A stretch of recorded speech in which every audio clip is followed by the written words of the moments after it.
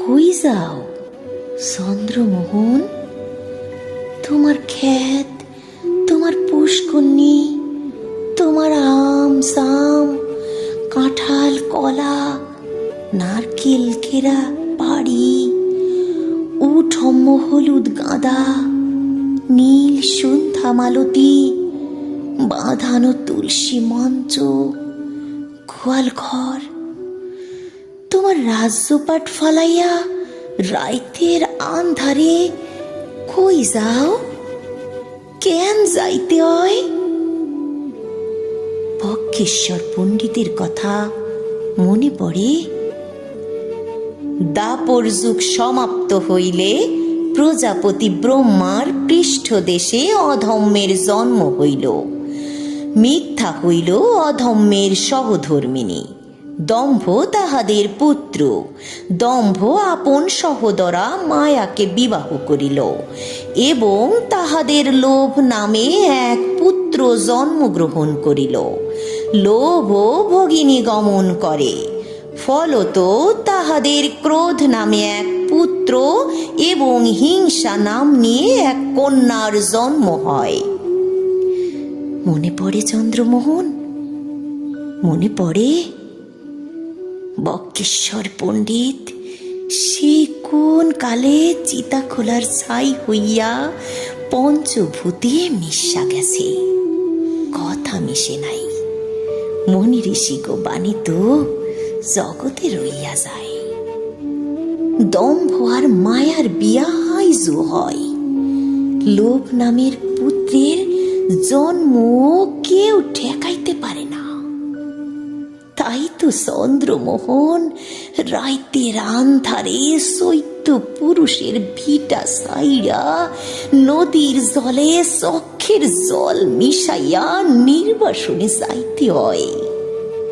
ভাইসা যায় গো, নদীর জলে প্রতিমা ভাইসা যায়।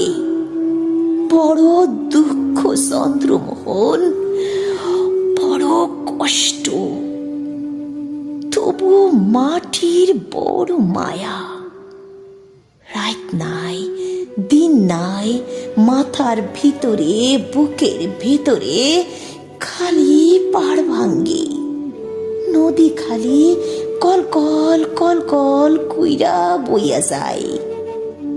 চন্দ্রমোহন মনে পড়ে আশ্বিন মাসের সেই পূজা, ভরা বর্ষার আন্ধারে রাইতে মাঠ বিল ভুইরা লণ্ঠনের আলো, কালো কালো মানুষের হাতে টেটার কোষ, মাছ জলের জিন বড় তরপায়।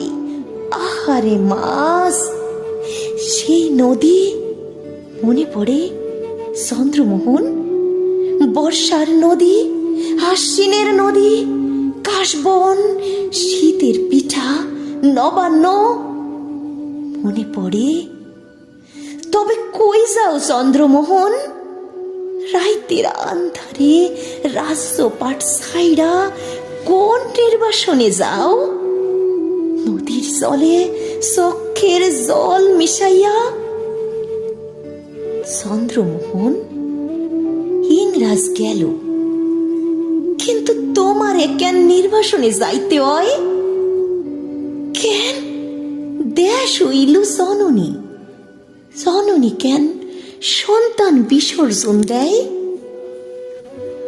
৭১-এর যুদ্ধের কথা মনে পড়ে। মানুষের কি কষ্ট, প্রাণের কি মায়া। লাখো লাখো মানুষ, রক্ত, আগুন, ভয়, কান্না, দীর্ঘশ্বাস। অতঃপর স্বাধীন হইল দেশ।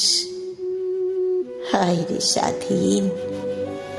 আমরা যেন কোন রাক্ষসের পেটের মধ্যে আসি।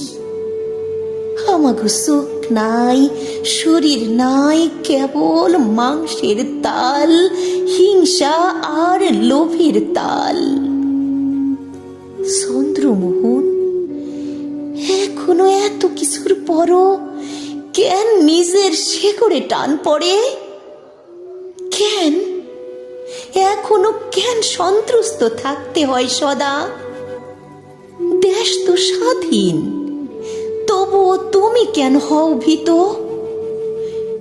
কেবল এই জন্যে যে তোমার নাম চন্দ্রমোহন।